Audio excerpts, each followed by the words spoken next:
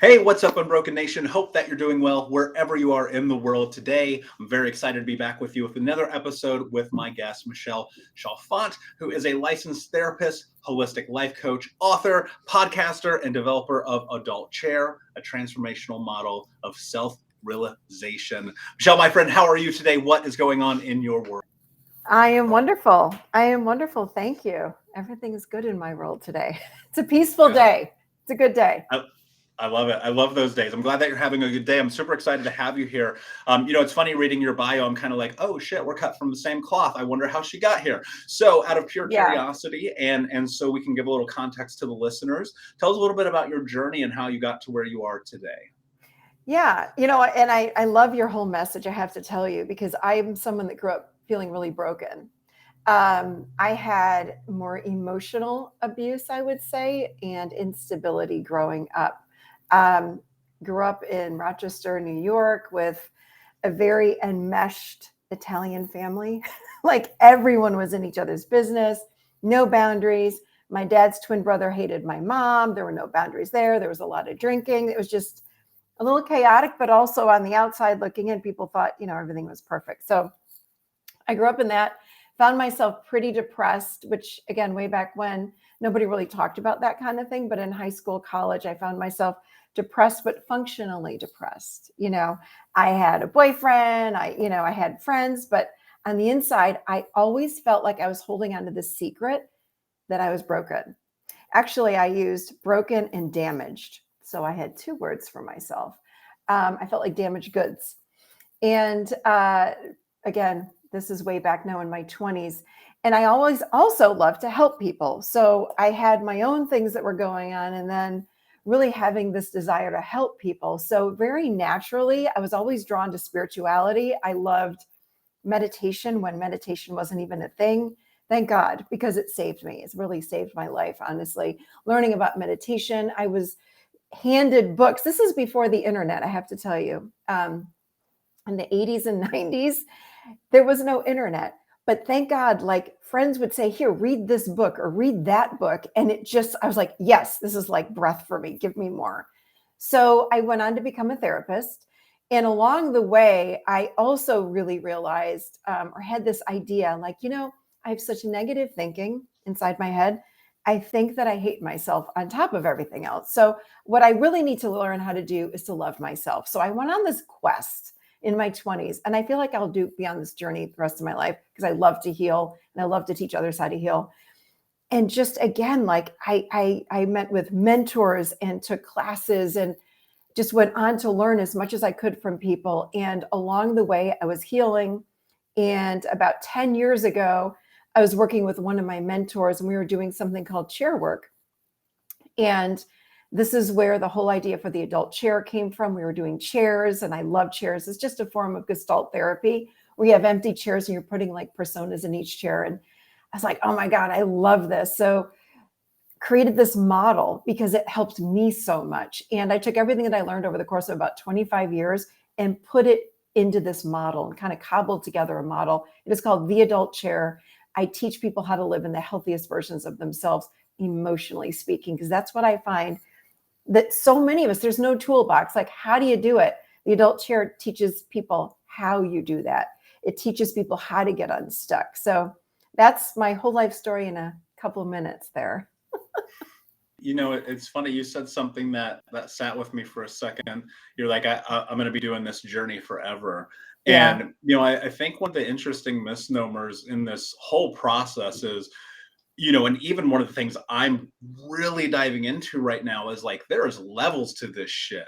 Like Mm-hmm. today, I feel very strong about who I am. And then someone will ask me a question and I'll go, oh shit, I'm questioning everything about who I am.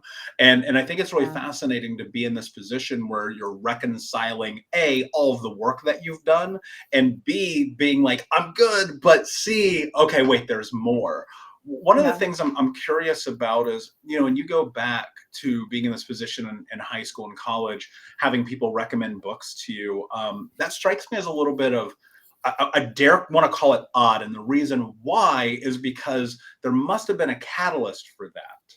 like how do you get in that position where people are actually offering you things that can help you along your journey? Because I've always been very verbal about what I love, what I'm into.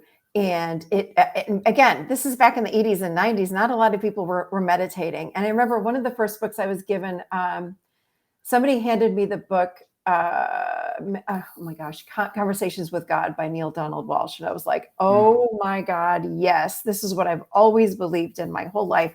Thank you. I don't know. I didn't really hide how I felt. I'm going to say my whole life, I think I came out of the womb a very spiritual child, which is different for me than being a religious child. I was born and raised Catholic. But it wasn't about being Catholic. It was like I knew there was something greater than me out there somewhere. And I felt that thing inside of me. That to me is spiritual, is being spiritual. And that thing was guiding me. And that thing gave me hope all the time. And again, this is not like a religious kind of thing. It drove me. So I was able to speak out loud about always how I was feeling. I was very verbal about my feelings, my emotions. So people would hand me books. They would invite me to classes. I mean, I remember someone said, come to this past life regression therapy thing with me. I was like, okay, let's do that. Like anything out of the norm. And way back when people called it new agey, which is pretty common now, I was doing it. I was going to yoga. Nobody really did yoga way back when. Now everybody does yoga. Way back then, I was up for anything. It was like people would seek me out. It was very strange, but it just happened. So thank God, because it's such a big part of who I am. Do you think that some of that comes from being in the family system that you, it's like everybody's up in anybody's shit anyway, so like, or is it just natively a part of who you are? It's just who I am. I mean, people today will be like, I can't believe you said that out loud to everybody. Like on my podcast, and when I do like a live event, I'll tell everyone my whole story. I'll tell you any detail you want. I don't care. Like, it's just who I am. And I realize actually, since having a platform now in telling that story, how it helps so many other people. And I realized, like, I wish I had heard that when I was in my 20s. I would have felt less alone. I would have felt like I wasn't so broken, because when you get in a group of people and you tell your story, other people go, oh, me too. Wait, that happened to me. Oh, wait, that sounds like my family. You know, it's like all of a sudden you don't feel like you're so broken, you're so alone. So, yeah. Yeah. Do you feel like that's often to your own benefit or detriment to be able to be that open? And the reason that I ask you that is because so many people who just feel like they're carrying the weight of this all by themselves, whatever that might be for them. And I think that in my own experience, stepping into vulnerability like is everything, because Yeah. it does remove that barrier of aloneness. But at the same time, there are sometimes ramifications in that. So I guess it's two parts. One, do you feel like it's beneficial or detrimental? And B, Mhm. how do you, or two, how do you reconcile, like, am I doing the right thing for the right reason by sharing this story? Mhm. Yeah, I do feel like it's a good thing, because again, I feel like my mission here on this planet is to help people to transform. That is why I'm here. It's been inside of me since I was a little kid. I feel this just passion for helping others. My work does not feel like work. It feels like play to me. Like I get so much joy out of what I do. So sharing my story feels beneficial because I know it's helping others. The thing that was a detriment for me was that when I used to have a private practice, because I'm a therapist and a life coach as well, I was also codependent. And I would carry the weight of my clients with me. So that's when it was hard. And of course, I wouldn't share to my clients on an individual basis, but that's when it was harder for me, I should say, when I was codependent and I would worry about my clients and I would carry all that with me. But as far as sharing my story, I really, really feel like it only helps people. And I let go of it. I mean, I'm not sure about, like when you're sharing your story, do you know what I mean? Like it comes through me and I let it go and then we move on. And I'm not tied to that story. It's not who I am anymore. It's part of who I am. It's part of how I got here. And I'm happy for that. But no, I feel like it's a positive. Did I answer both of Yeah. your questions? I know Yeah, you no, had a part, you had a part one and a part two. I yeah, want to make sure I answered both. yeah. Well, I don't think there's a right or wrong, obviously. And I found that the most, I like that you talk about the chair work and it being just this kind of branch of Gestalt, because I found that in my own journey, Gestalt really for me is probably the most transformational type of therapy that I was able to step into. There's something about the practicality of it that I think that maybe other modalities miss out on. For the sake of conversation and those who perhaps formed, kind of take us through the top to bottom of what Gestalt is, what it means, and how it works in the healing journey. Yeah, for sure. If I may, I'm just going to put it through the lens of the adult chair model that I created, if that's okay with you, because it's all Gestalt Please. there, or a big part of it is Gestalt. So Gestalt is all about, really, you hear people use the term the empty chair technique. So you can put different personas or parts of ourselves in these chairs, and it can become your mother, your father, or even a part of yourself. Let's say the perfectionist, let's say it's the victim. And then you can work with those parts, whether they're part of you inside or part of you out, or someone outside of yourself. It's powerful, powerful work. But with the adult chair model, it's based on 3 distinct aspects of your life. It's a whole life journey that we take. So we start out as children. So there's 3 chairs. The first chair is the child chair. It's from the age of 0 to 6. This is when we learn all about true emotions, true needs, spontaneity, passion, intimacy, and vulnerability from the age of 0 to 6. After the age of 6 is when the ego starts to drop in. That is from the age of about 7 to 24-ish. Excuse me, this is what we call the adolescent chair. So really it's from pre-adolescence, adolescence to adolescence. So the adolescent chair is all about ego stuff. So think about, again, victim, codependent, narcissist. This is where we learn not to live in the moment, because the ego always lives in the past and the future. It's always on guard. It's based in fear. This is where we make up stories and assumptions. We really want to we go into our heads and we go, I think I didn't get invited to the party because so-and-so doesn't like me, when really we don't know what's true. Really, maybe the email was lost. This is where we are reactionary. This is where we have rage. This is where we defend instead of feeling our emotions. So it's not a bad part of who we are, but it does take some understanding. What we want to do with the adolescent is get to know these parts. The third part of who we are is our adult, what I call the adult chair. This is the healthiest version of self. We move in here around the age of 25-ish. If we had modeling that showed us how to do it, we quite naturally slide into this adult chair. In the adult chair, we are present moment. We live with fact and truth. We're compassionate.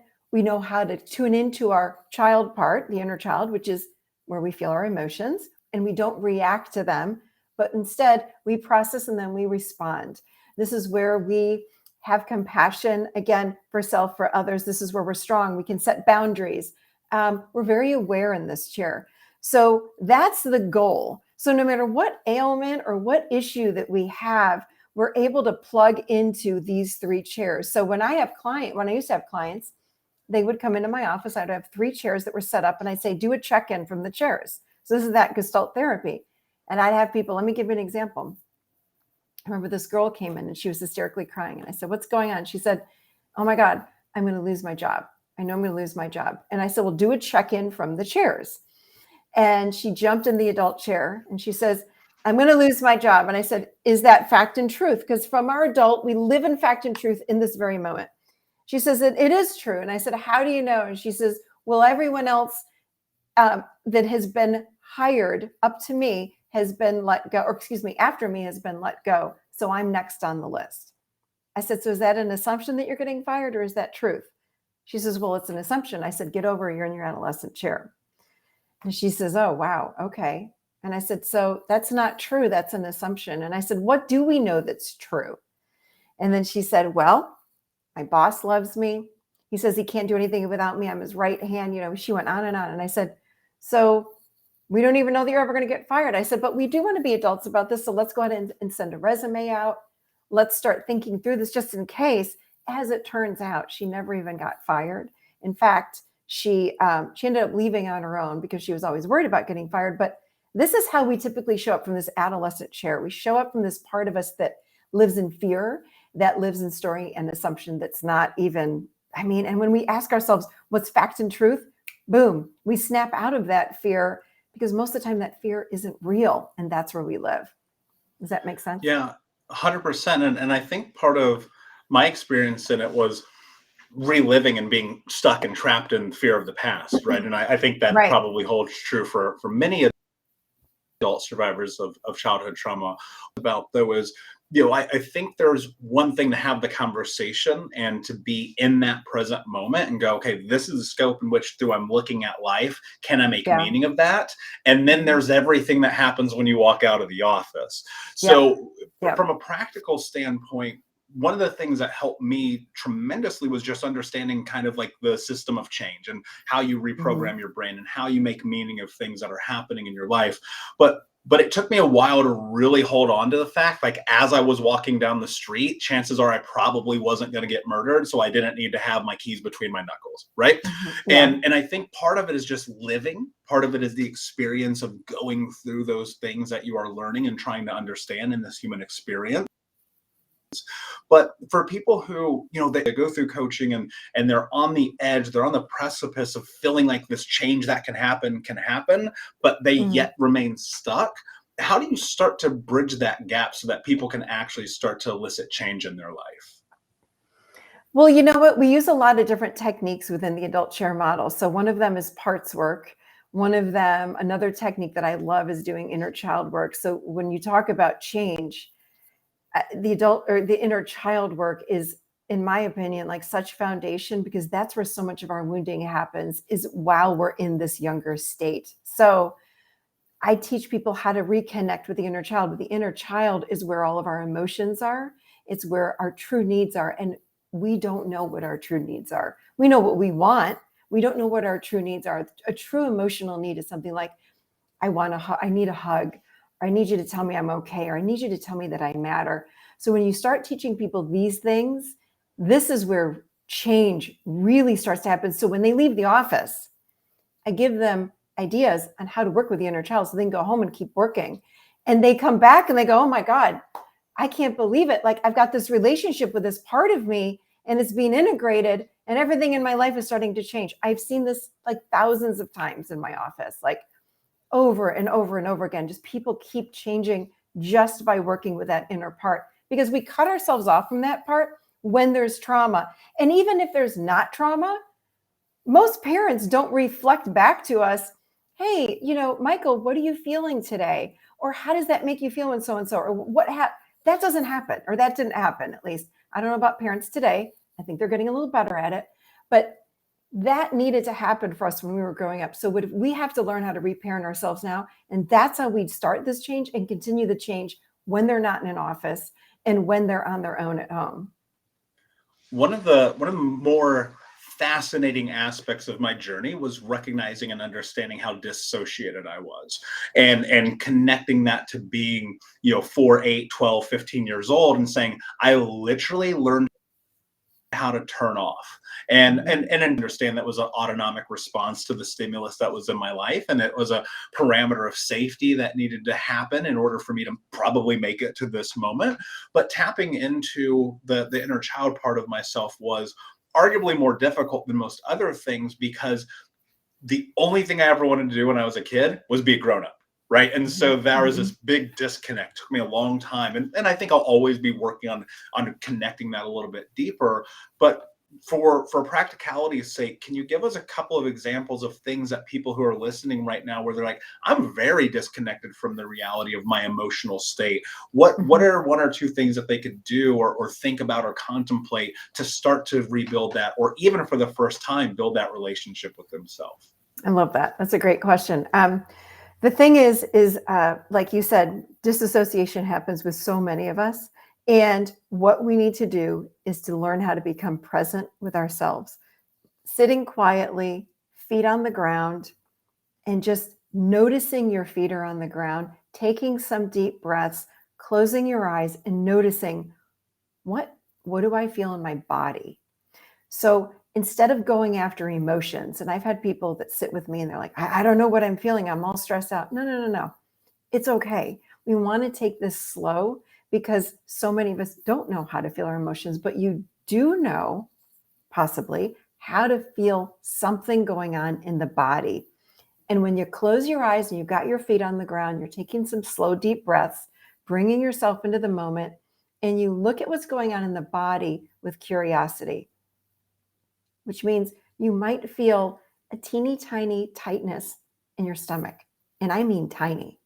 You might feel a tiny little tightness in your throat. So be with that. Those are emotions that you're feeling physically, and that's perfect. This is a phenomenal place to start. And you don't go at it like you're tackling the emotion. You're looking at it with curiosity, like, gosh, am I feeling anything? Maybe. Let me close my eyes and check. And you close your eyes. You might feel your shoulders start to come up a little bit. That's something too. So we start there. You don't have to label the emotion, but you just tune into the physical body, and then you be with whatever you're feeling. So if you have a little teeny tiny knot in your stomach or your shoulders or whatever it is, sit with it, be with it, feel it, and just breathe. That's it. You don't have to do anything. But what happens is when you give attention to that emotion, physically speaking, it moves through you. In fact, emotions only last 90 seconds when you're in them.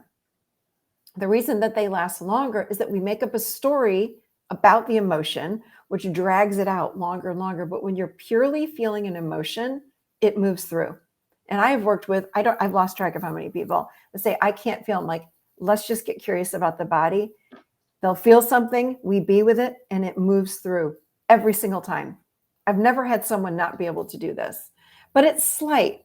And that's why I invite people to close their eyes. Just get inside the body. If you don't want to close your eyes, you don't have to, but tune in what's going on. And when you can tune into that, you can start feeling your emotions, and it builds from there. So that's a great way to start. Great place to start. Yeah, and I think it's important too to not run from it, right? And I Mm-mm. think that's the really scary part of this whole thing is, I recall when I first got deeper into this side of the work where, 6-7 years ago, I'd be in the therapist's office and he would say, okay, go through this process, blah, blah, blah, blah, blah. What do you feel? I'd be like, nothing. Right. I'm just like Mhm. emotionally shut off in this really intensive way, because Yeah. it's safety. And you talk about this idea of letting go. How do you let go while understanding that the physiological response that you are not experiencing is built into an autonomic response of safety? Because I think what happens is people are just like, it is so native. Let me run through this Mhm. Yeah. in my perspective as someone with like an A score, really had a fucked up childhood, Mhm. right? So I would be in Mhm. this place where the emotion would just rise to this place, and I'd be like, no Mhm. matter what, it's going away. Mhm. Happiness, sadness, joy, fear, love, lust, guilt, shame, whatever. And at one Mhm. point I thought, and you've probably experienced this with clients as well, I was like, oh, I must be a sociopath because I feel Mhm. nothing. And Yeah. I know there are people having that experience, and they're hearing you, and they've heard me, or they heard me, and they've listened to hundreds of these episodes so far, and they're Mhm. still like, I don't know what the fuck to do. So when you're in this position Mhm. and you're just so deep into the autonomic conditioned into you subconsciously, and someone says you Mhm. will just feel the emotion, and I'm like, I can't because it's fucking turned off. Yeah. How do you do that? Um, what I would do is put something on your lap, like in my office, I used to have a really heavy little, like the size of a little pillow, like a bean bag, or you can take some heavy books and you put them on your lap for weight because you want to ground yourself. You want to keep yourself somehow in the body. I remember working with people too. I would say, okay, go stand up against the wall and push against the wall as hard as you can. Then what comes out? And I mean, I remember working actually with a lot of men, and they would just start screaming. And I said, what's going on? They're like, I feel anger. I feel rage. Great. Let it. And I had in my office soundproof walls. So it was fabulous. And they would just start screaming. And I loved it. And it was amazing because just standing and pushing on a wall and having some kind of resistance let so much come out. And again, that anger, that rage, that defense, it was a defense, and thank God it was there. They needed for it to be there when they were younger, but they didn't need it now. But underneath that, it was beautiful, like tears, sadness, like all of these other things that were underneath that anger and rage were protecting. So having weight or pushing on something is another way to help get these emotions up and out and through. Another thing is, I mean, You can go outside, you can chop wood, you can go outside, or go in your room and punch a pillow. Do something physical to start getting the energy moving. Understand that emotions are just energy. They're just energy. And we want to get that energy to move, not just move, but we want you to sense it. So if you're physically doing something like punching a pillow, screaming into a pillow, something like that, in the moment after is when you are then your muscles start to loosen, then the emotion can start coming up. And again, it might not be an emotion. It might be that tightness in your stomach. It might be the tightness in your chest. So those are 2 or 3 different things that you can do. Yeah, I love it. And there's something, and I don't know if you'll agree, but in my journey, and obviously in being in your own journey, there's a sense of freedom that comes with that Yeah. letting go is, the analogy I like to use, it's carrying a backpack full of bricks with you until you decide not to carry them any longer. And I often get pushback, and so I'm really curious about your thoughts on this from people when I talk about the idea that to a certain extent, like, there's choice that you are making and whether or not you are in your stuckness.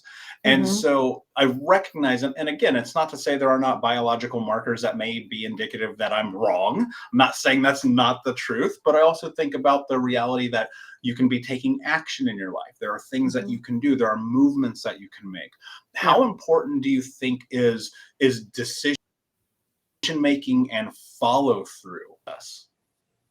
Are you saying the decision making to change, shift, or grow or transform? Is that what you're talking about? Yeah, absolutely. Yeah. I think it's really important. You have to decide, I'm ready and I'm ready to move forward. But I want to say something about that too. Another thing I just want to point out is that in the adult chair model, we work with something called parts. And I really believe we have so many different parts of self. So even though you're looking at me, Michelle, and you, Michael, it's one of us, but really we're a cast of thousands on the inside. We have the perfectionist, the rager. We all have all the same parts. Some of them are more dominant than other parts. So we have parts, though, that protect us. So again, with me, I was a disassociator as well. I didn't want to feel anything. I was like, I'm out. So you might want to also get in touch with that part that is blocking from feeling those emotions or blocking from moving forward. So if you're visual, you close your eyes and you say, am I ready to move forward? What's blocking me? Close your eyes. Is it a brick wall? Is it a cement wall? Is it a person standing there? What's going on? And I love to invite my clients to write about it, to talk about, like, who is it? What's in the way? What does that part of you need to know? Well, it needs to know that I'm okay as I move forward and nothing bad's going to happen. Because here's the thing, these parts that are blocking us are more than likely from a long time ago when we had that trauma. So they're there for a good reason. But what we want to do is get in touch with that part, talk to that part. You can write it down. If you're not a visual person, you might hear words. If you can't hear words, you're going to sense something. Like you might say to yourself, I don't know what it is, but something's telling me not to move forward. So we use these words from our parts all the time. So pay attention. Something's telling me not to move forward. What's something? Who is it a person inside of you? Is it a part? Is it a wall? What is it? So you start talking to that part. That's so helpful with, again, feeling the emotions or making that decision to move forward. Because maybe you can't make that choice to move forward because there's a part that's saying, no freaking way are you going to move forward. This is too scary. And what you have to do is then educate that part. So you say, hey, guess what? I'm however years old that you are today. Like, hey, I'm 40 years old. I'm not 6 anymore. I'm not 10 anymore. I'm 40 and I can do this. I'm safe. And then that part goes, oh my God, I didn't even know. What, you're 40? I thought you were 7. No. And then what you find is the resistance starts to go away. So these resistant, quote unquote, parts of us, they're real. And if you feel that, I encourage people to turn toward it. You can't ignore it because it's going to be there until you pay attention to it and give it attention and talk to it and figure out why it's blocking. And when you're having that conversation, and let's call it self, right? So you're Your fear is future. And I think for a lot of people, unfortunately, the fear is success. The fear is, do I deserve to have the life that I believe I'm capable of having? It's the Right. narrative ingrained in you from all of the experiences leading up to this moment. There's this huge part of you is like, I want to start that podcast, write that book, ask that person out, quit that job, do that, whatever it is, that thing that keeps Yeah. you awake at night. And yet you're still in consummate battle with self. Mhm. So even through the acknowledgement and having the conversation and noticing and bringing presence and awareness to it, yet you still are in this place of stuckness. How do you navigate that? Because I see and I felt and I've heard, and my own personal experience even is, you're like, I have gone through the process of understanding the pros, the cons, the up, the down, the left, the right of every single thing that happened on the backside of this decision. And in my heart, my soul, my spirit, I go, I know I have to do this. And then it's 9 months. How do you actually Yeah. create that forward momentum? Well, I would do what I was just talking about, which is parts work. Parts work is huge. I would ask, like, if you were blocked, I would say to you, okay, what does it feel like? What does it feel like to want to move forward, but you're not moving forward? What is blocking you? Is it something inside of you? Do you get an image? Yeah, I see a brick wall. Okay, let's talk to that brick wall. What does it want you to know? It's there for a reason. Ask it what its purpose is. These are the questions you ask the parts. What is your purpose? And more than likely, it's there to protect you. And then you let it know how old you are, and which is like a re-education to this part. And then that part goes, oh, wow. Oh my God. You're what? You're 40, you're 50, you're what? Oh my gosh, I didn't even know. Yeah.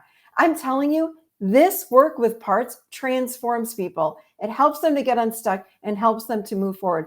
You have to turn toward that part of you, though, that's in the way, versus trying to just dialogue with yourself. Like, I'm just going to push forward. Think about like New Year's Day. Everyone goes, I'm going to lose, I'm going to get in shape. I'm going to do this and that. It's bullshit. It doesn't ever happen, right? Because there's a part of you that's stuck in the past, just like you're saying. There's a part, it's like we're living with unconsciousness. We've got to become conscious.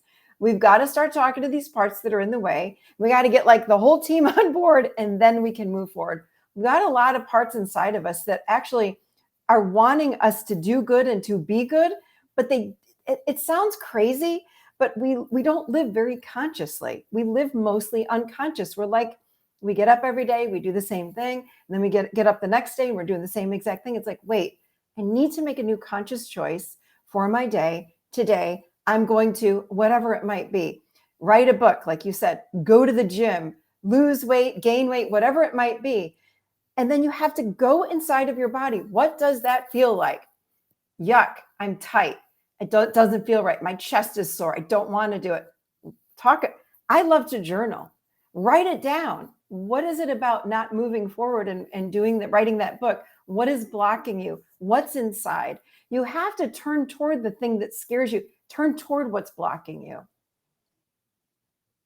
I love that. The first thing I write down, and I write in my journal every single day, is face fear. And what's so Yes. fascinating to me is, like, I don't know what that fear is going to be today. I have no actually anything. But I often I get stuck in this idea that if I don't, and maybe this is a good stuckness, that if I don't face it, my life is not going to be what I believe it's capable of being. And that fear, I have found 99% of the time, it's when I face it, my life is actually better. Right? It is actually right there. And I want people to understand, like, the reality about life, and I'm sure that you may agree, I won't put words in your mouth, but I think the reality about life is, like, facing the fear often brings out positive. Mm-hmm. It's like right there just waiting for you. And the success, the fear of success we have, the weight of the past, all the bullshit narratives instilled into us from other people, like, when you start to release yourself from that, you go for it. Like, it's the old adage, burn the boats to take the island. At some point, Yeah. you got to commit. You just got to be in this. When you're in this, what do you think? I want to get personal with you for a moment, because I think it matters. Mm-hmm. What do you think is one of the greatest commitments that you have made that has made a dramatic and noticeable difference in your life in this healing journey? Boy, that's a great question. I'm going to say, it's interesting what you just said. I'm going to say that it wasn't just one thing. What's coming to me are all the times when I wanted to quit and I just kept going. I mean, I've had some shitty things happen in my life, like in my career, all these different things. I'm like, but I'm just going to keep going anyway. I'm just going to keep getting up and I'm just going to keep walking. It's a mindset almost versus one thing. And there have been times, I'm telling you, I wanted to walk away from everything. I'm like, nope, I'm going to do it for one more day and let's see what happens. And then one more day and then one more day. I can't even think about 10 years out or 5 years out, but I'm like, I'm going to get up and I'm just going to keep going. I don't know what tomorrow's going to hold. I don't know what today's going to hold, but I'm going to commit to myself. I'm just going to keep going. So for me, I'd have to say that was, I'm thinking about a lot of things that happened over my life. Like it just wasn't one thing. I just kept going. Because let me tell you what, when I was younger, suicide, that was a thought that I had. There's no doubt about it. I was like, I'm so depressed. I'm just going to end this all today. It's going to be a lot easier just to off myself. I'm out. And I would say, or do I just take one more day and I just keep going? One more day. Let me make it through today and let's see if tomorrow's any different. And I would keep going. But that was when I was younger, before I had a business. Now I have a business. I don't have those thoughts anymore. But there have been times in my business even when, a marketing company completely screwed me. I lost so much money and I was like, I'm out, I'm done. I'm like, no, I'm not. I'm going to keep going just one more day. So yeah, I guess it's a mindset for me. It wasn't just one thing. It was so many things. Yeah, that's really beautiful. I'm right there with you. And I think that, ultimately it is. And you hear it all the time and it becomes nonplussed, but people are like one day at a time. But it's so true because you can't do anything about tomorrow. You can't do anything about 5 seconds ago. I cannot take back anything that's happened ever in the history of my life. The only thing I can do is try to do this moment. And, Right. and there's something really beautiful about being present. Like if you can get to that place, like it really does feel like a huge game changer. Like even if you're listening to this right now, I dare you, turn off your fucking phone. I dare you. Go and just be present in the world today and see what happens, right? I love this conversation, Michelle. I could literally talk to you all day. I think there's levels again that we could get into with this. But before I ask you my last question, can you tell everybody where they can find you? Yep. They just go to theadultchair.com. And that's it. There's the podcast and everything else I do is right there at theadultchair.com. Awesome. Amazing. And obviously we'll put the links in the show notes and all of those things. My last question for you, my friend, and I think that you'll like this one, is what does it mean to you to be unbroken? Ooh, to live authentically. For sure. To live out loud and not be afraid and authentic. Like to me, authentic is vulnerable and letting the world see who I am. And that is living unbroken.